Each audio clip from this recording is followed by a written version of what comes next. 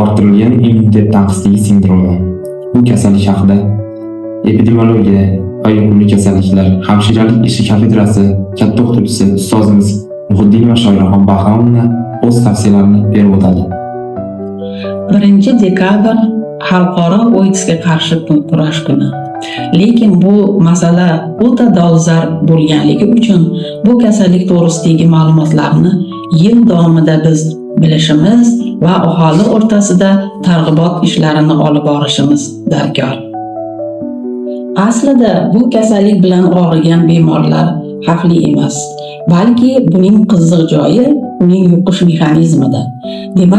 Demak, bu OIV virusining yuqish mexanizmi tananing o'rab turgan tashqi qoplam butunligini buzilishi natijasida yuqadi. Demak, e'tibor bering. Bu kasallikni o'zimizga yuqtirib olmaslik va bu kasallik bilan og'rimaslik har bir shaxsning o'z qo'lida.